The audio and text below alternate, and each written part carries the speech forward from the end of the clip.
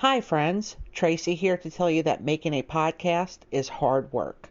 There's research, scripts, editing, and all of that can mean a million decisions. Fortunately for me, my choice in a podcast hosting platform was easy because I decided upon Anchor by Spotify. If you haven't heard about Anchor by Spotify, it's the easiest way to make a podcast with everything you need all in one place. Let me explain. Anchor has tools that allow you to record and edit your podcast right from your phone or computer. When hosting on Anchor, you can distribute your podcast on listening platforms like Spotify, Apple Podcast, and more. It's everything you need to make a podcast all in one place. And best of all, Anchor is totally free. Download the Anchor app or go to anchor.fm to get started on your podcast today. Welcome to Crescent City Crime, dear listeners. I'm Tracy. And I'm Brian. And as always, we want to thank everybody who has been tuning in for choosing to spend some time with us and for making us a part of your week. Yes, thank you for listening to us. We really appreciate it, and we enjoy it very much. And of course, thank you, Lucy, who has been helping me run social media. Thank you, Lucy. You're a very good friend. And of course, if you would like to follow us on any of these social medias, we are on TikTok, Instagram, and Facebook. And all of the social media links will be in the description like it usually is. Yes, let your friends know and relatives and your enemies as well. Yes, we always appreciate word of mouth, and we always appreciate ratings and reviews. So if you would like to leave us a rating or a review on your preferred podcasting platform, then please do so post haste. Mm-hmm. All right, so that is all of the business for this week. So now we're going to get into the actual episode. Brian, are you ready? Ready. Now, when we usually talk about victims of crime on this podcast, it's usually sad. Yes, of course, every crime has some degree of sadness to it. Yes, but what happens, Brian, if you're such a jerk in real life that people don't actually mourn you, even though you're a victim of crime? What happens is you fade beyond obscurity, and you're remembered for being someone who got what they deserved in the eyes of many. And that is exactly what we're going to be talking about today. So we have both, Brian, driven down that particular street in Metairie, Louisiana, which is a suburb of New Orleans.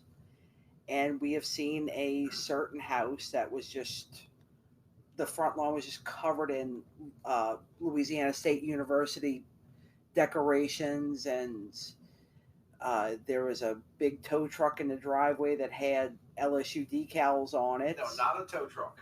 Yeah, it was. There was a tow truck that said Bigly LSU on it. No, that wasn't a tow truck. That was a monster truck.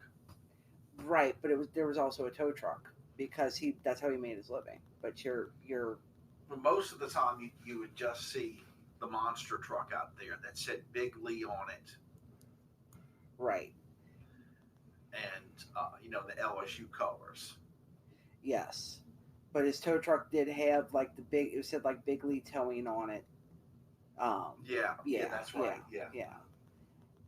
So Big Lee Martin, his real name was LeRoyal Martin, and his insane amount of LSU football decor was not just on his lawn. His house was full of memorabilia.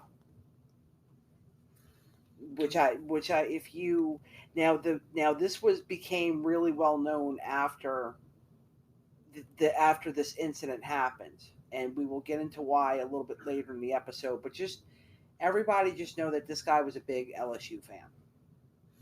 Yes, okay? yes, but he was.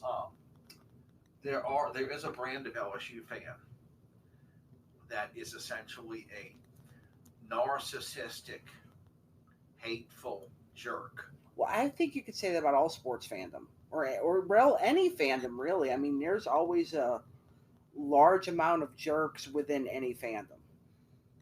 I think that really depends.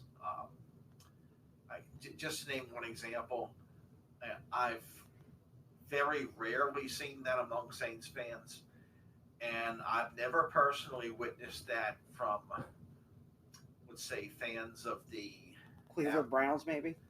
Oh no, I wouldn't say that. Uh-oh. No, the Sorry, Cleveland Browns fans. Like say Arizona Cardinals, okay, right, or Green Bay Packers, okay. Right. I haven't, we've been to numerous home Saints games. Yes, we at have home been. over the years, and we've met a variety of visiting fans. That's true. And we've sat through a few Packers Saints games. Yes, we have. And we have yet to meet a rude Green Bay fan. Right. Yeah, that's true. That's true. And every Green Bay game we've been to, the floor was mopped of the Superdome was mopped with Green Bay, and the fans were still very gracious about it. That's true. That is very true. Okay, yeah, you're right. So Green Bay, we sort of love you. I love your cheese anyway. Well, okay, but Big Lee was described as a good neighbor, but one neighbor in particular had a feud with him. Wayne Higgins was described as a gruff man who watched over his neighborhood. He and Lee Martin lived next door to each other, and they had a years-long feud that started. Would you like to guess how the feud started? Just a wild guess. How? No, you take a guess. Oh, bless you. Oh, he sneezed on. No. It was started over a property line dispute. Which is not unusual. No, it's not. Not in the cases of feuding neighbors. It's actually quite common. So this property line dispute was over literally 3 inches. Okay, it was that small and petty, right? So the dispute further escalated when Lee Martin built a fence on what he believed was his property line. And the two men would call the police on each other for anything and everything. Okay, well, the sheriff's office. Yeah, the sheriff's office, yes. They would call the Jefferson Parish Sheriff's Office on each other for anything and everything. Okay, so the JPSO had a long history of calls between the two. Nothing ever actually resulted in an arrest until neighbors had described this as a ticking time bomb that they thought was going to explode, and it did. On May the 7th, 2018, that feud ended in violence. First, Lee Martin blew yard debris into the street, which angered Wayne Higgins. And then a short time later, Lee was watering his yard when he sprayed the hose at Higgins, who was backing his truck out of his own driveway. The two men exchanged words through Higgins's open truck window before Martin sprayed water into the vehicle. Wayne got out of the truck, pulled a gun out of his fanny pack, and shot Lee, who died almost instantly. Didn't he crawl back into his house and then die? Yeah, but but when you look at the distance from the driveway to his house, it didn't really, it's not a lot of steps. Well, yes, the fatal wound was rather instant. Yes, it was. Yeah, Lee was essentially, for all intents and purposes, dead before he re-entered his home. Yes, and some neighbors actually witnessed what had happened. One of the neighbors went to check Big Lee's pulse, but it was too late. And she said that she was aware of the feud, but she got along with both Wayne Higgins and Lee Martin. She said that Lee was a helpful neighbor, and she described him as being kind. She said that Wayne Higgins was a quick-to-anger type of person, but he was also the person who would stubbornly stay behind to watch the neighborhood during hurricane evacuations. He stayed behind during Hurricane Katrina, and the neighbor, her name is Deborah Kirkley, said that he stayed behind by himself. We all tried and begged to get that old coot to go somewhere, but he refused. And in the aftermath of the storm, Kirkley called to check in on Higgins every night at 6 p.m., and she said that he religiously answered the phone for me. So, in the immediate wake of the murder, there was an outpouring of support for Wayne Higgins on social media because it turned out that Big Lee Martin was, in fact, a big asshole. Yes, he engaged in very unethical business practices.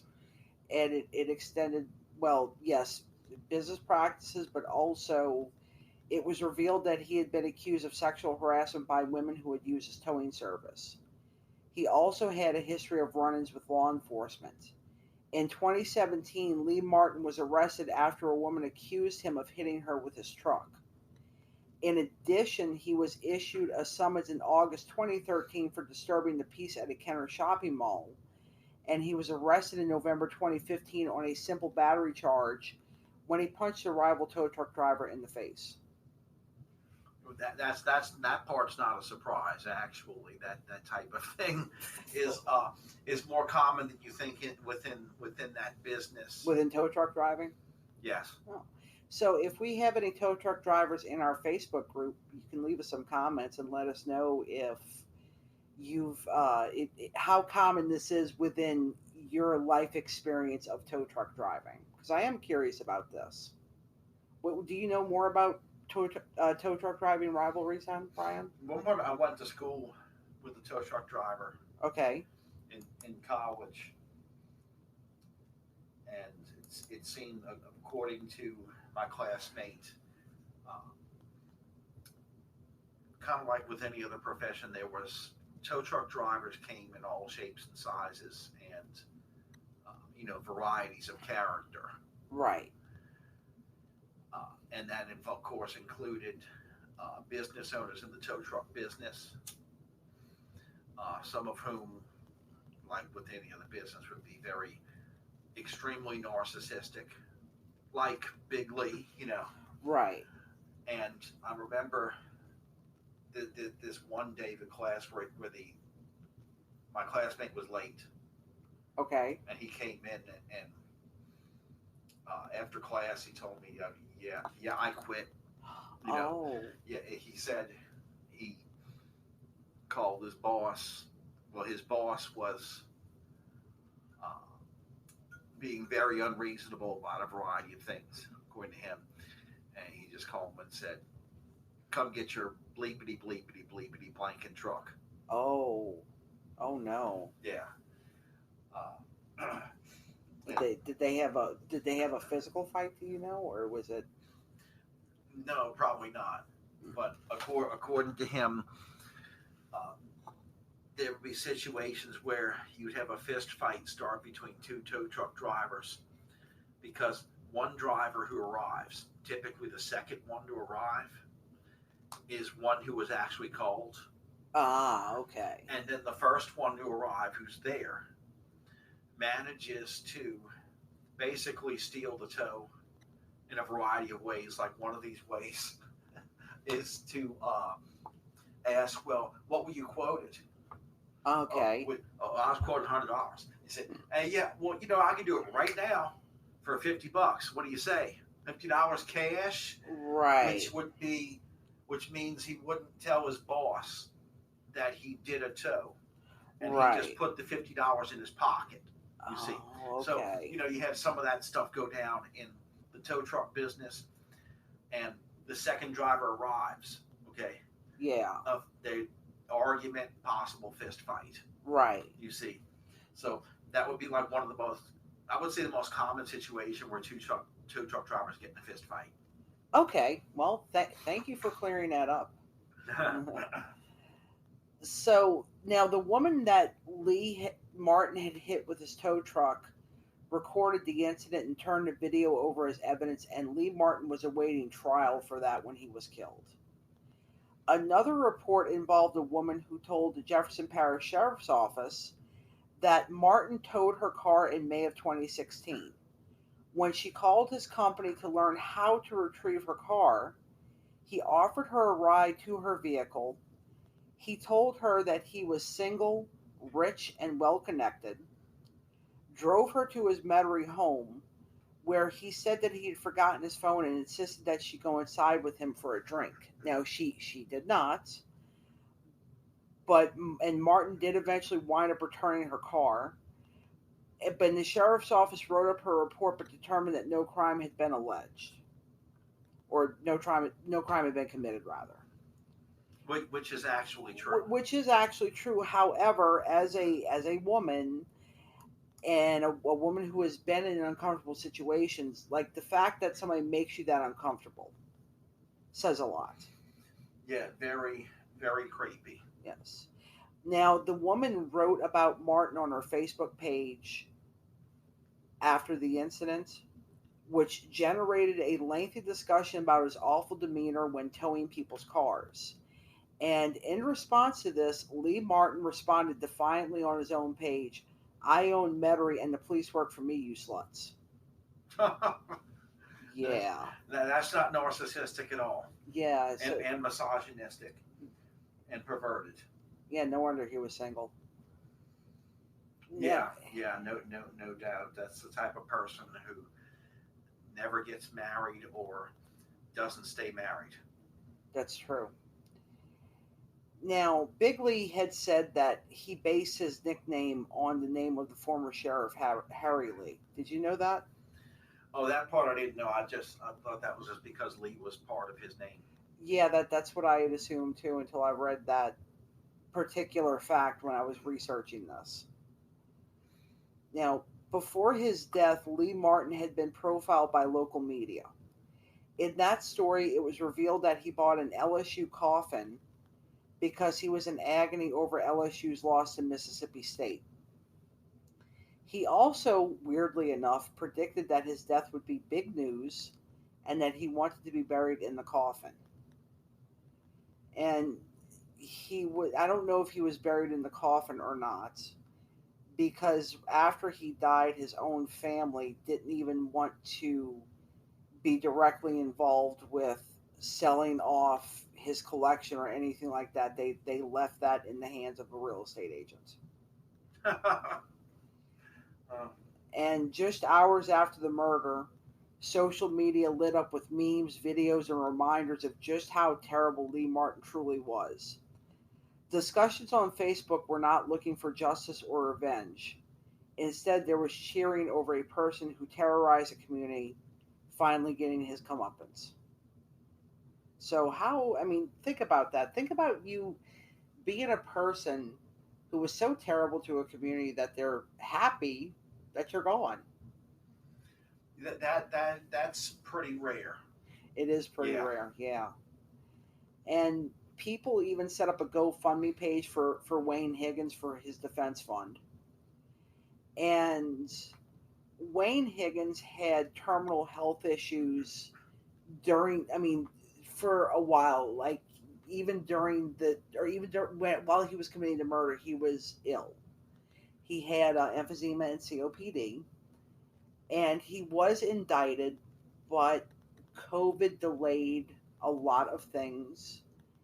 And Wayne Higgins, he essentially beat the system. He succumbed to his illnesses in 2022 while still on house arrest, and he never went to trial.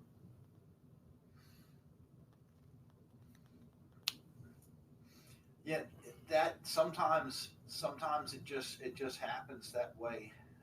That's one surefire way to beat the system is to die before you're brought to trial.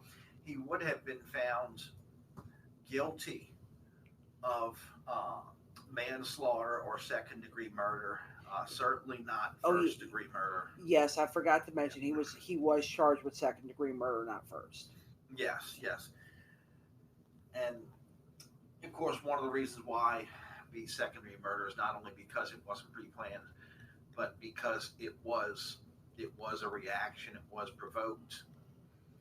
Now, if say he hadn't if he hadn't attacked Big Lee, Lee in any way, okay, then Lee could have been charged with assault. Oh, for spraying water into his truck? Water hose, yeah. Okay, because the average police officer, sheriff's deputy, will kind of explain it this way. It's like, okay, you and your big brother are fighting, and you spray your big brother with a hose. Okay. Right. Well, in the eyes of the law, that's deemed to be with the permission of the victim. Okay, so there's no crime. Right. It's just two brothers, engaging in tomfoolery. Okay, but your neighbor's not your brother. Okay, your neighbor's not your family. Right. Okay, and when you're having a disagreement with your neighbor, you're not expecting to be assaulted, and that would be what the charge would have been for Lee. It would have been assault. Right. Okay? A misdemeanor. Okay. Pretty much an unreasonable response for an argument. Okay.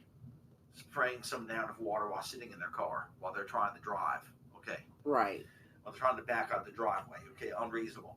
But what's even more unreasonable, of course, is deadly force in response to a water hose. So that's spraying you with water. Okay. Right. So it exceeded the level of force. Now, let's say he puts the truck in park.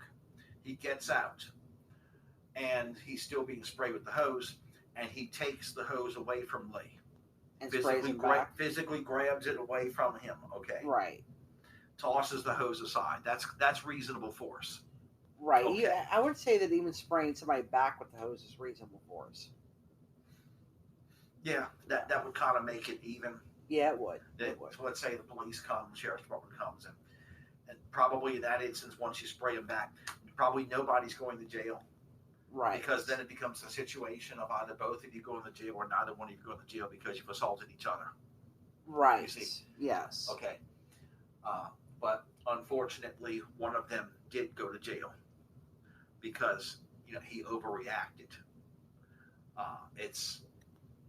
An attorney could attempt to argue self-defense, could try to come up with some creative argument that he felt threatened, he felt his life threatened. Right. But when you break this down, when you give a jury instructions on the law, yeah, and then you explain it to them. And also, as a juror, you're supposed to leave your biases aside. You're supposed to put those aside, even though for some people it's really hard to. And I understand that. So a jury of reasonable men and women is not going to see shooting someone as reasonable force in response to being sprayed with a water hose. Right, but okay. A garden hose. Okay, this isn't the fire department with one of theirs. One of those big harsh hoses that could probably knock over a small child. Yeah. That could result in injury. Yes. Okay, not the same thing. Yeah. But I do also just want to point out that, this was the result of a years-long feud. This was not something that just blossomed overnight. I guess everybody has a breaking point, right? And that day, Wayne Higgins just reached his breaking point for whatever reason. Which, of course, the defense attorney would bring up this feud, of course. Yes. Any good defense attorney would. Right. But even still, okay, deadly force is not an acceptable answer to being sprayed with a hose. That's very true. Right.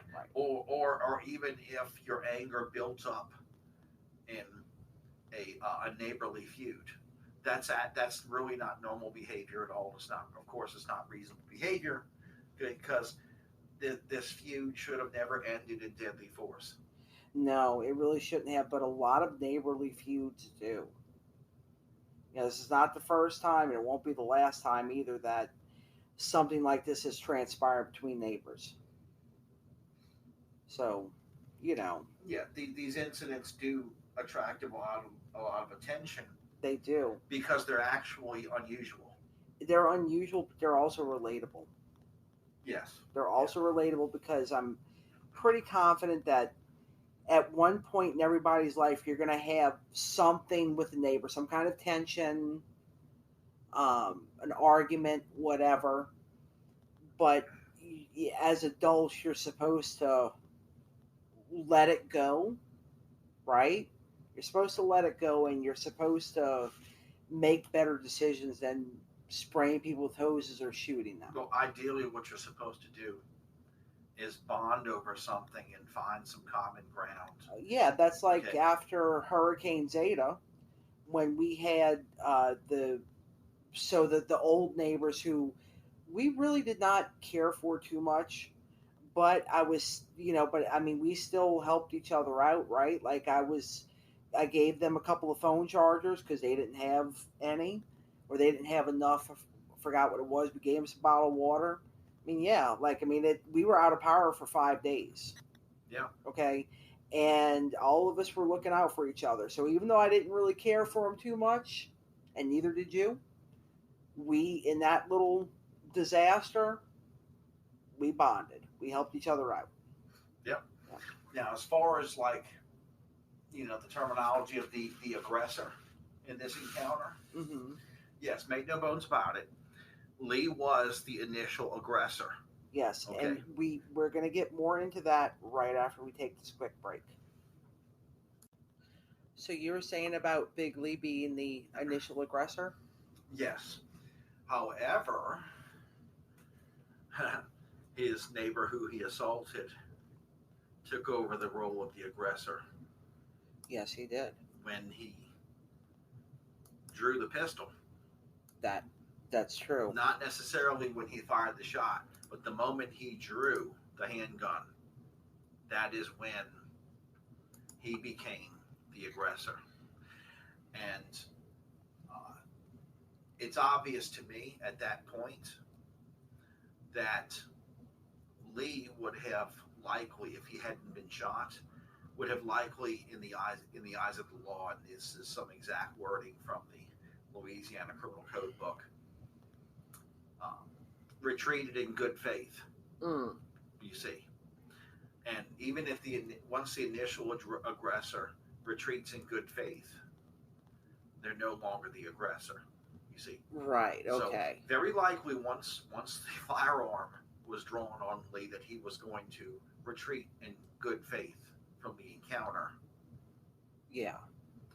But he didn't get a chance to do that. No, he certainly did not, because that was very fast. So he was probably, I just want to guess, was he probably hit shot in the heart, right?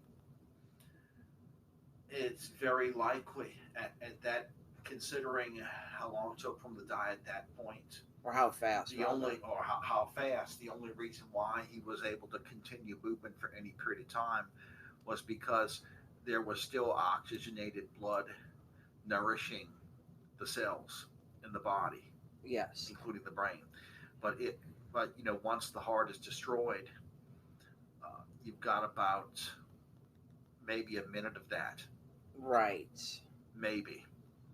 Right, and even to a point where even if you're in a hospital and such a thing happens, you there's no coming back from that, right? No, that's it. That's it. I had this very bad TV show. I don't remember what show it was, where this woman in the ICU starts crying. No, get the shocky thing. No, get the shocky thing. Get the shocky thing? Yeah, they calling the defibrillator. The shocky thing. Was this a soap opera? No. I don't remember what show it was. I just busted out laughing, of course. Because your heart has to be still alive in order for the sinoatrial node, or SA node for short, to receive any conduction from a defibrillator. Right. That's what the defibrillator does. It delivers a shock, which is the proverbial slap in the face to the shell-shocked heart. Because it's quivering. Yes, the heart muscle's quivering at that point. Okay, it's shell-shocked, and you are slapping the heart in the proverbial face saying, function like a heart again. Okay. Okay. Yeah. Because the senoatrial node conducts the heartbeat.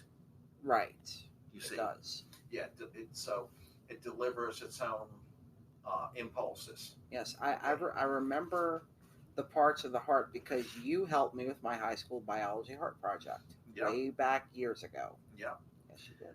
So, once the heart is what's called asystole, okay? Right. That means it's not working at all. The heart muscle's dead. Okay. And now, it's difficult for EMTs or trauma nurses or doctors to determine that immediately. So you go ahead and defibrillate them just in case. Right. The heart is not dead. Okay. You see. Yes. But yeah, the heart's completely stopped. If it's asystole, the defibrillator is not going to work. Yes, and of course, this is your EMT training and your anatomy and physiology classes coming in handy for this podcast. So yes, I had anatomy and physiology 1 and 2, lecture and lab, of course, and those courses were very difficult. Yeah, I mean, you have to be a pretty determined and intelligent individual to be a nurse or a doctor. Yes, and as far as doing well in A&P 1 and A&P 2, it's quite a bit of work, and it's not only studying, but you have to know how to study for those classes because the grading is extremely cutthroat, especially in lab. Mm-hmm. Because in lab is split. Your entire grade is determined from the results of what's called 4 practicals, where you go from station to station and you write down what something is. You spell it out with a pencil. And you have to spell it right, don't you? And you have to spell it right. With some instructors, you must spell it exactly right, letter, to the letter. Okay, so each practical is worth 25 points of your final grade. Okay. And that typically means 25 questions. So each question itself is 1 point of your final grade. So if you want to get an A, you can pretty much only get 7 questions wrong.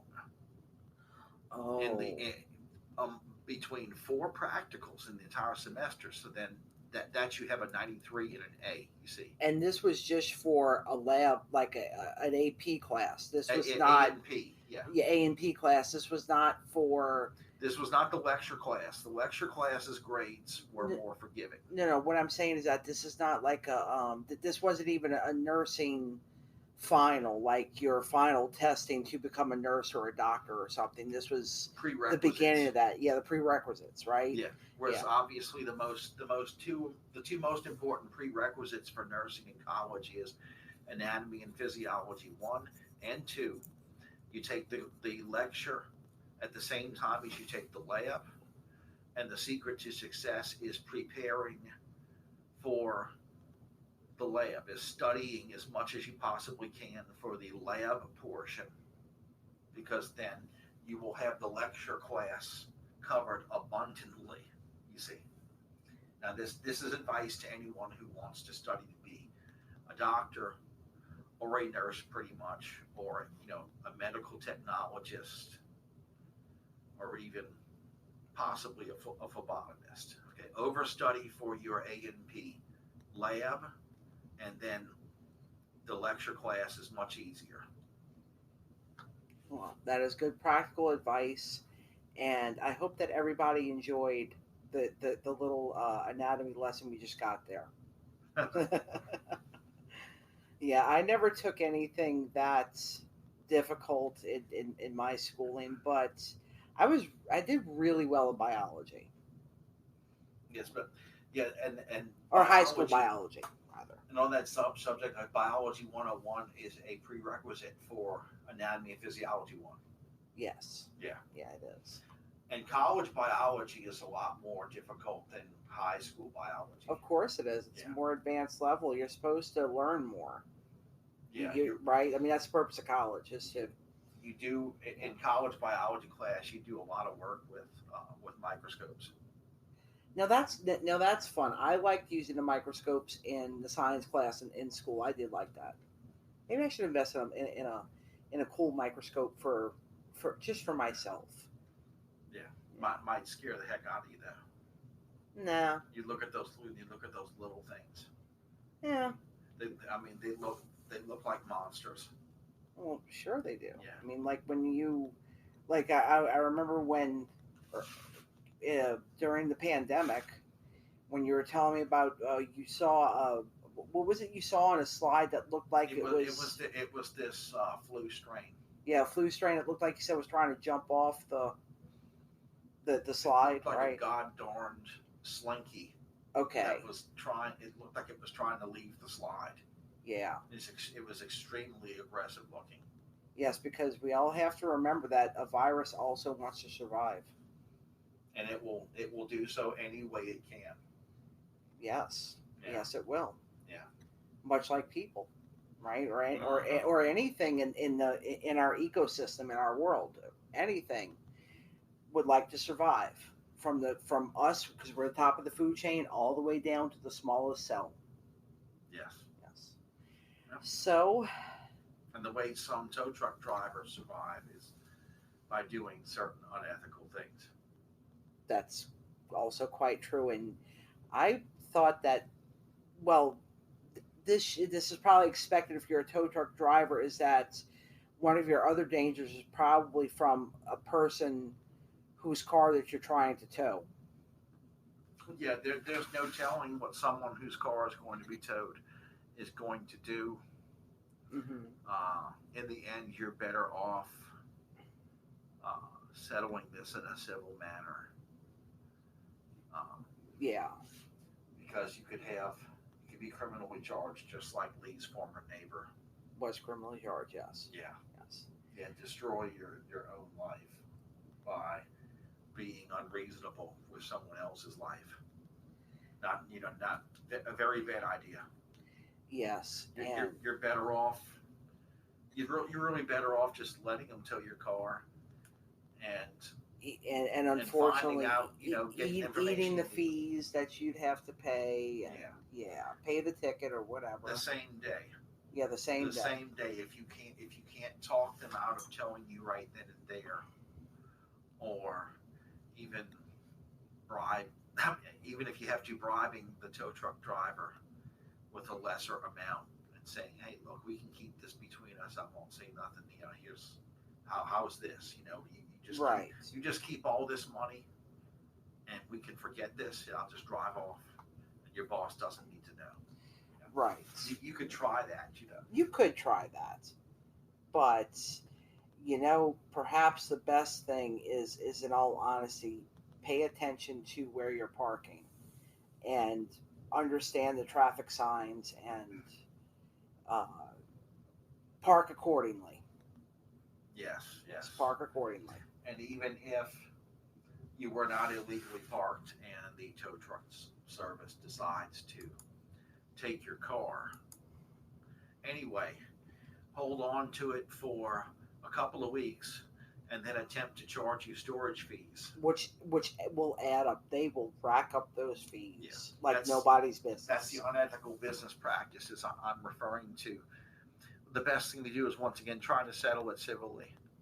Yes. Go have a talk with them and attempt to negotiate to simply pay whatever the fee was on the posted sign in that parking lot. Mm-hmm. Plus let's say a reasonable storage fee. Say, hey, listen, look, you really notified me late in the game. Right. About this. How about this much for one day and plus the fee? And we can all save ourselves a lot of trouble, because you can take a tow truck company to small claims court. Yes, you can. You can do that because it's below that threshold.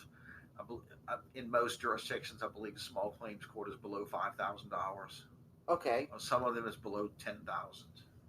Oh, I wonder if that depends on how big the city or the how big the city that you live in is. Maybe like the if you live in a city, maybe it's more. That's my Very, guess. I think so. Yeah. Yeah. Yeah.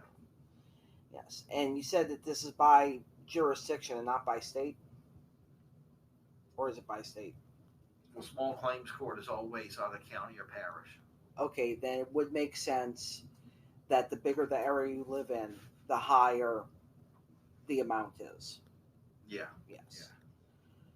Yeah. Okay. Well, do you have anything else to say before we wrap up? Yes. Be a good neighbor. Yes. Don't squirt each other with hoses. Don't and don't shoot each other for crying out loud. Yeah. Don't use deadly force in a non-deadly force situation, especially with your families, friends, or neighbors. The law is going to know where to find you Right. in those situations because this happened at your house. Okay. Right. And in some instances, that person that you live next door to, you could be living next door to them for decades. Yes. As they said on Gilligan's Island, you're here for a long, long time. Those poor people. That was a Galaxy Quest reference for anybody who does not know. And if you've never seen Galaxy Quest, go see it right now. Yes, definitely. That is pretty much all I have to say today. So, everybody, be safe, be kind. Remember that we're all human beings. Don't park next to vans. Oh, and I should mention that in our next episode, we're going to be talking about a domestic violence law that was enacted in Louisiana, and we're going to talk about the reasons why that was enacted in our next episode. So once again, be safe, be kind. Remember that we're all human beings, and don't park next to vans. And if you are talking to the police in an official capacity and you are not a witness or a victim of a crime, lawyer up. Don't use a hose. Don't use a gun. And if it's dark, it's dangerous, and you feel unsafe, don't be there in the first place. No be there. No be there. Speaking of which, the next season of Cobra Kai comes out the day after this episode drops. So if you're a Cobra Kai fan, this is your official notice that the next season of Cobra Kai Season 5, is coming out on September the 9th. That's right. And I think I'd like to add to there, if you study karate, okay, don't use karate either to settle disputes with your neighbors. Although it's probably better to use karate than a gun. It'll be a lesser charge. Yes. If you don't hurt that, yeah. Yes. All right, we're really going to stop talking now. Until next time, dear listeners. Bye-bye. Bye.